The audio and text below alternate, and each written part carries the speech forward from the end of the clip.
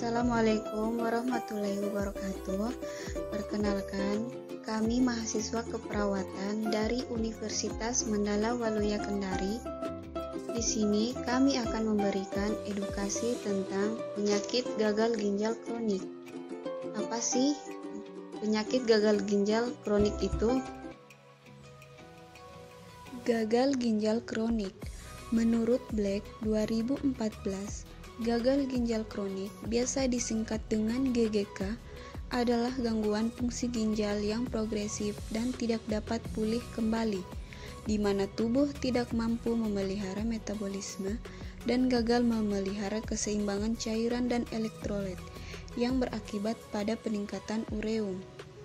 Pada pasien gagal ginjal kronis, biasa mempunyai karakteristik bersifat menetap, tidak bisa disembuhkan, dan memerlukan pengobatan berupa seperti transplantasi ginjal, dialisis peritoneal, hemodialisis, dan rawat jalan dalam waktu yang lama.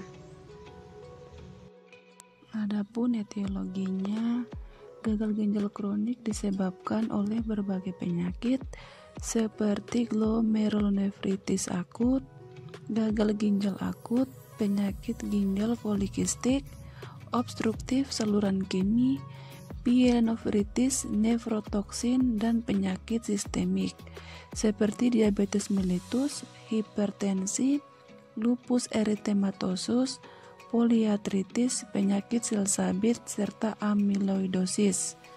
Bihaki tahun 2013. Adapun manifestasi klinis dari gagal ginjal kronik menurut Tanto tahun 2014 diantaranya sebagai berikut. Yang pertama, gangguan keseimbangan cairan terdiri dari edema perifer, efusi pleura, hipertensi, dan asites.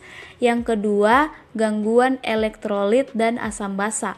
Tanda dan gejalanya seperti hiperkalemia, asidosis metabolik atau nafas kosmaul, serta hiperfosfatemia.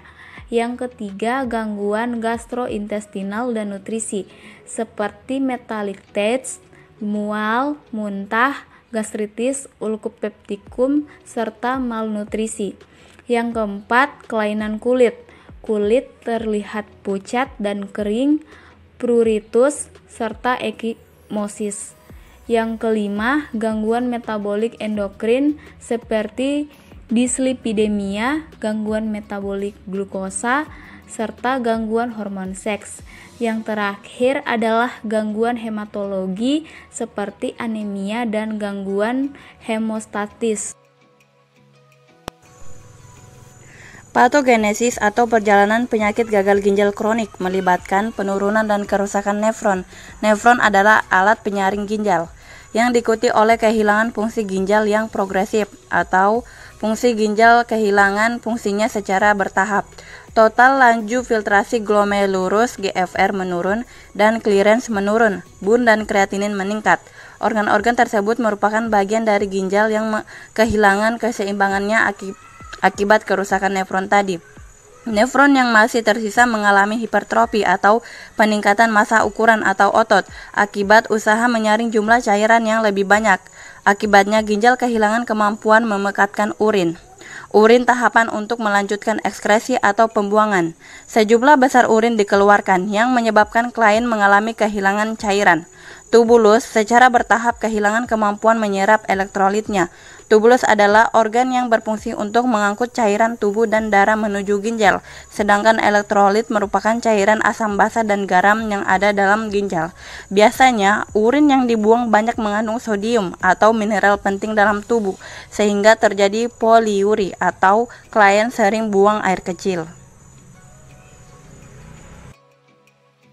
Nah, untuk pemeriksaan penunjang pada penyakit gagal ginjal kronik terbagi atas beberapa. Yang pertama ada pemeriksaan darah lengkap, apakah ureumnya meningkat dan kreatinin serumnya meningkat. Yang kedua, pemeriksaan elektrolit, yaitu hiperkalemia, hipokalsemia, dan hipermagnesemia.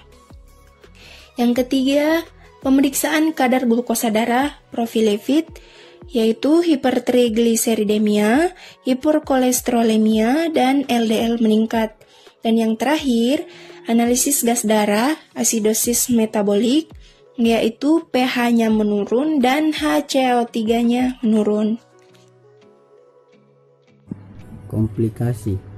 Penyakit ginjal kronis dapat menimbulkan beberapa komplikasi, yaitu anemia, hiperlipidemia, osteodystrofi, masalah nutrisi, dan penyakit kardiocerebrovaskuler.